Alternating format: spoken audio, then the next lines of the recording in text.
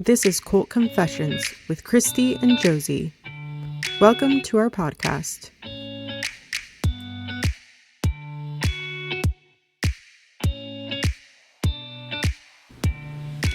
Trigger warning. May contain themes of religious trauma and sexual abuse. Disclaimer. All information in this podcast is our opinion based on our experiences. We do not purport any of this content to be inherently factual and believe that each individual has the right to draw their own conclusion. Hi, I'm Christy. And I'm Josie. And today on Cult Confessions, we are going to be talking a little bit about a very popular TikTok influencer that goes by the name of Ballerina Farm. So her real name is Hannah Nealman, and she at least grew up Mormon. I assume that she's still Mormon based on her chosen lifestyle and the things that she preaches to other people. And her husband Daniel. And we're just going to talk a little bit about that situation because it's been very prominent in social media. We've had a couple of people ask us kind of like what we think about it, so we want to talk about that. I think we have some very interesting opinions. So I think we're going to start today with just talking about this article that was written about this family. So there was an article in the New York Times, right? New York Times? Yes. Okay. And it talked about this family. I think it labeled her the Queen of the Trad Wives. The title is Meet the Queen of the Trad Wives and Her 8 Children. 8 children. Lord Almighty. No, it says Hannah Nealman, this is part of the title. Hannah Nealman, known to her 9 million followers as Ballerina Farm, milk cows, gives birth without pain relief, and breastfeeds at beauty pageants. Is this an empowering new model of womanhood or a hammer blow for feminism? And that's a fair question. Honestly, that's a fair question. I think that it can go both ways, honestly. And we'll talk a little bit more about kind of what side we come down on and some of that, because I think both, honestly, depending on the situation. But yeah, so her and her husband, they got married after how many months of dating? Like 3? I'm not sure. Or they got engaged or something. I have to look that up. But like, it was a very short, like, get to know you phase, which is very common. Very common, especially like in Mormonism. You get married very, very quickly, or in fundy. Any cult, any cult, like in the fundy world, yeah. Yeah, and so the biggest thing that I think is like the biggest controversy about Hannah being a feminist or not is the fact that she is a Juilliard trained ballerina. She is incredible, and gave up a full-on career doing what she loves, dancing as a ballerina, to be this trad wife, this farm wife. Well, the thing is that her dream, which the article does talk about how it was her dream, like New York was her dream. Right. And dancing was her dream. And she didn't want to get married or have children, really. Like, that was her dream. And now, all of a sudden, this is her dream. Like, the farm life and trad wife thing is her dream now. When it's obvious, it's very obvious. No, it's very obvious that it's her husband's dream. Yeah. One of the other things that makes it very controversial is the fact that her husband is a Nepo baby. So his family, they own, I believe it's JetBlue. An airline, company. So he's very, very well off. And it's just very odd because of the way that he treats her and everything. He definitely has the funds to be able to spoil her or to get a nanny or any type of help for her. And you'll see through the article that that's just not something he's willing to do. Yeah. No, and I mean, it talks about, and we're just going to read the article and talk about this kind of like piece by piece. I think Mm-hmm. because context is incredibly important when we're looking at Mm-hmm. this. I don't want to just cherry pick little pieces that support what I think. Um, but like it talks about how he convinced her pretty much. Like she didn't want to get married right away. And he Mm-hmm. was like, no, we need to do this. And she didn't have a choice in the matter, honestly. Um, but yeah, I think do you want to start just reading the first couple places and we'll see Yeah, and I how we also feel? want to say that I'm not sure.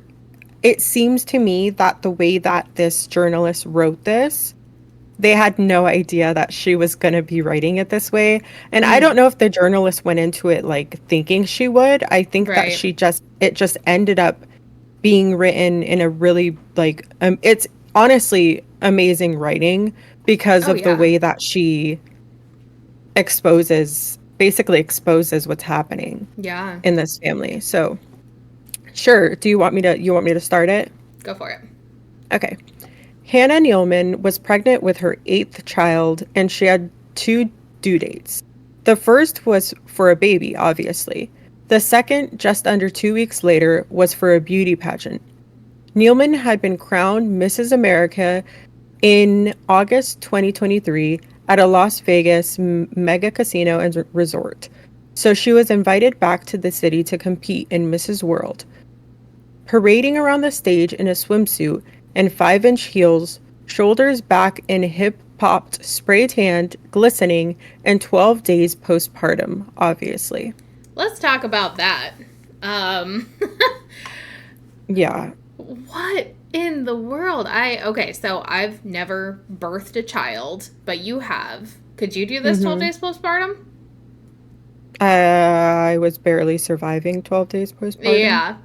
Yeah. So, no. Like I think that this is crazy. Now, just on the surface, just from what we've read so far, I'm feeling very like number one, I am not a good woman because I don't think I could do that 12 days postpartum.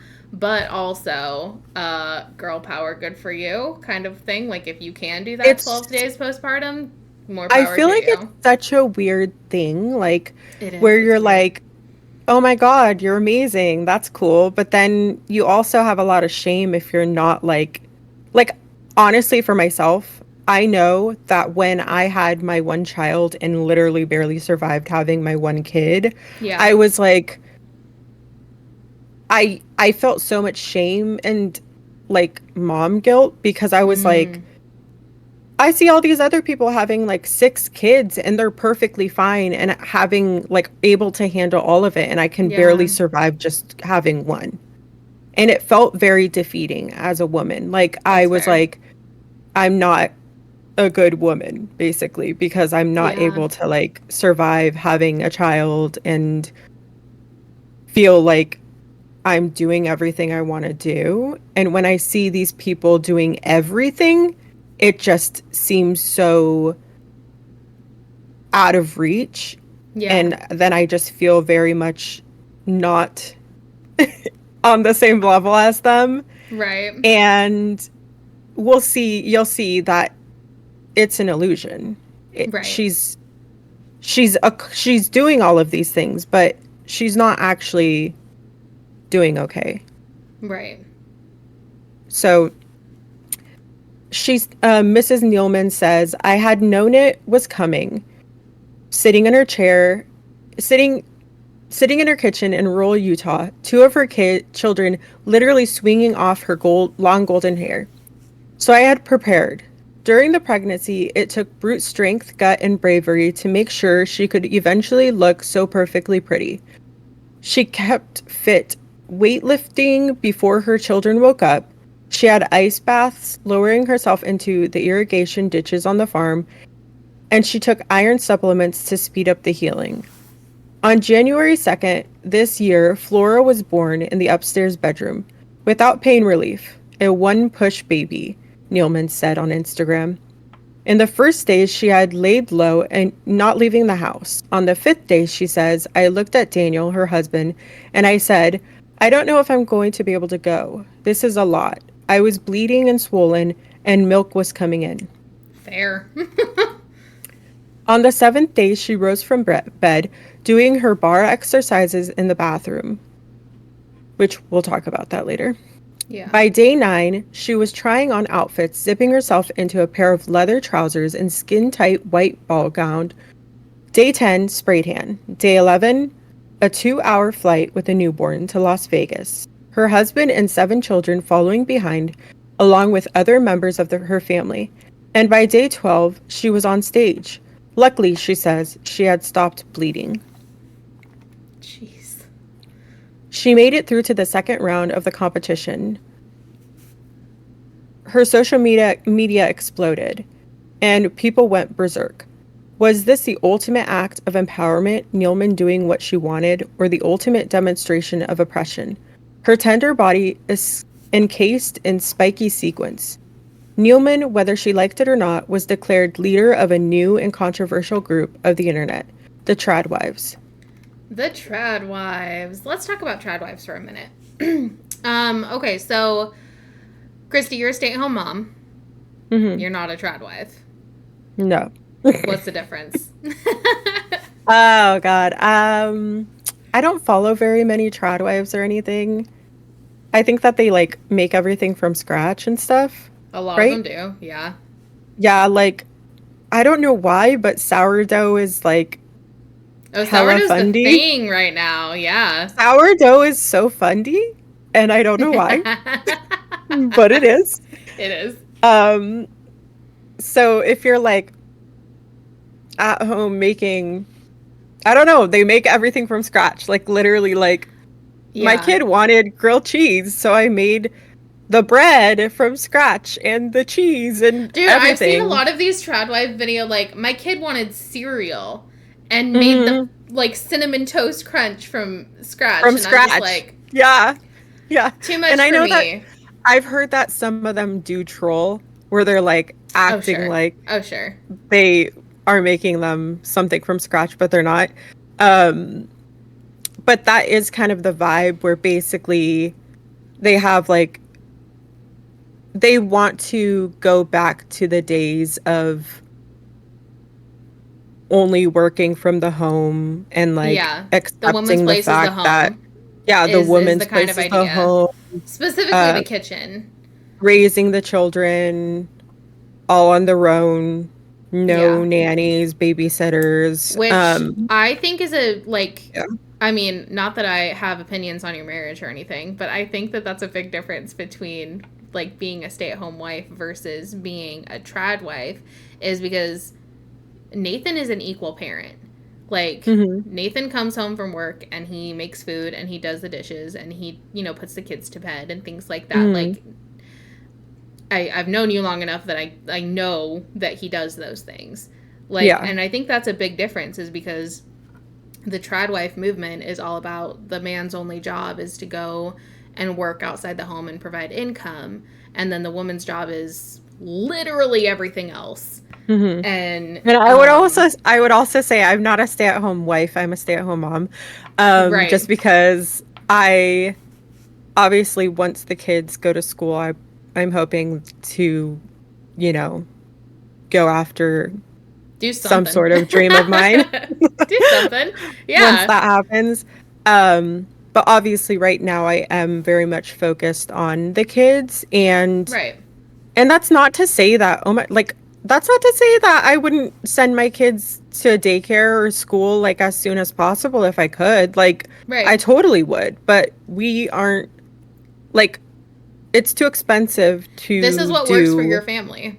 Yeah, it's too expensive to do, like, the daycare or to do preschool. Like, we can't afford those things, and they're not offered to us freely. And so this is kind of our only option with, like, the finances that we have. And if, like, I don't have a degree because I never paid and because you got onto the Bible college train. Yeah, I did go to a Bible college, so, like, even if I got the degree that I went to, like, I didn't end up paying the money.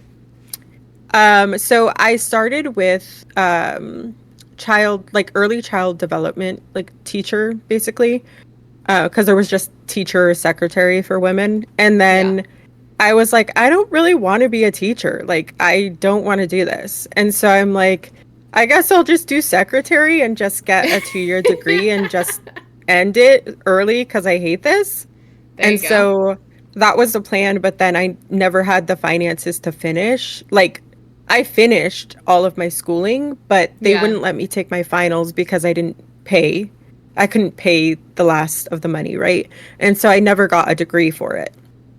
But I did go to college, but it's just like Yeah. I don't have a degree or anything. So basically I would have to start over completely, right? With like my prerequisites and everything That's to go crazy. back if I went back to college. So there's that. But yeah, like if I was able to get a job that paid a good amount of money, I would definitely send my kids to like school early or whatever, Yeah. even to daycare, because mentally, like being a stay-at-home mom is really hard, to be You never honest. leave work. Like, Yeah, you I are don't at get to work clock out. 24/7. Yeah. Yeah, I don't get to clock out. And, you know, obviously my husband allows me to kind of clock out every once in a while, but Of like course. I'm not really ever at home by myself, which is a huge thing. Like he's Yeah. been trying to take the kids for play dates and stuff, but like honestly, I like the only escape is me leaving the house, but like sometimes you just want to be at home and Yeah. chill and Absolutely. relax and have alone time. And that's Absolutely. something that's really hard for me to get because just it just is, right? So, yeah, I I just don't get it when people have, you know, 5+ kids because I'm just like I'm barely holding on and I have 2 kids now, but yeah, I'm I just barely I making it. I just feel like for a lot of people, and again, like it's not my situation, so I can't pretend to know what that's like, Mhm. but just my perspective on it is that like you're not allowed to use birth control, and even if you are, you're not allowed to get an abortion like in 99% of these situations. And so you can't do any family planning essentially. Mhm. You get pregnant, you stay pregnant, you have a kid regardless of what you want. Like you're Depending how fertile you are, yeah. right, but like your hopes, dreams, your plans mean absolutely nothing if you get pregnant. You no longer matter as a woman. You are simply a uterus at that point. Like Mhm. it just is, that's how it is. So I feel like if you are in that situation, then you don't have a choice. You have as many kids as you can have, and you get up every day and you love those kids and they're your babies and you take care of them and you do the best you can. Like Mhm. you don't have a choice. And I I feel mean, I like think that's you how have to people do it, is find they just run themselves ragged.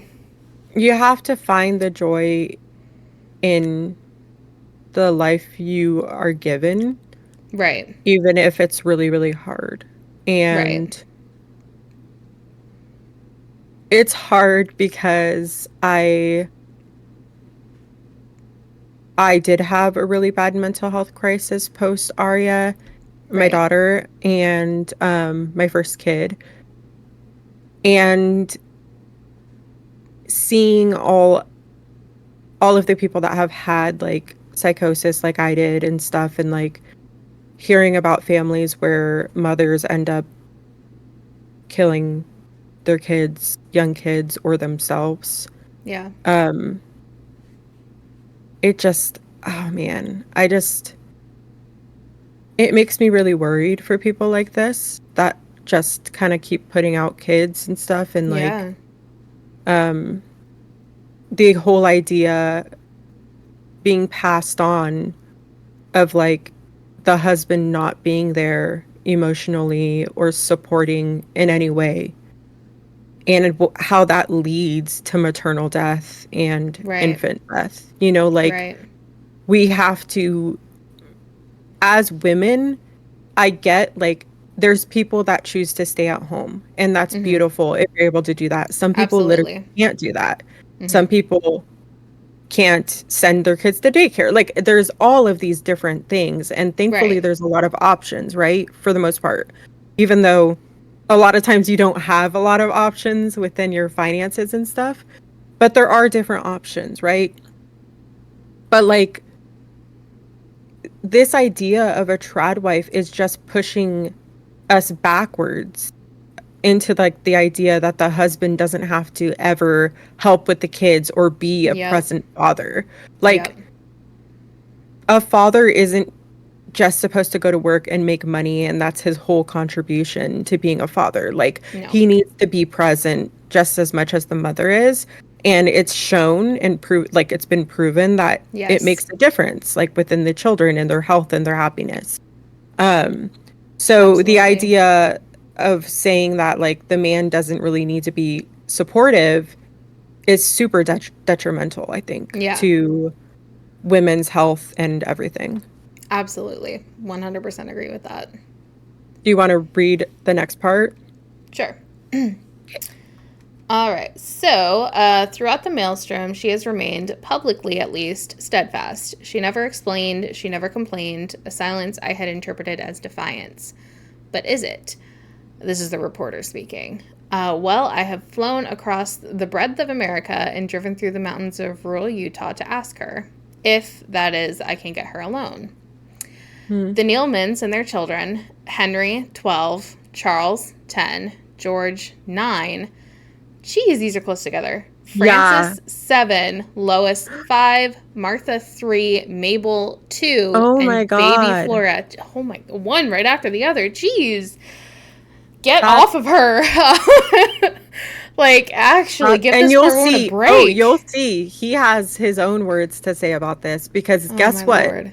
This article, it's absolutely insane.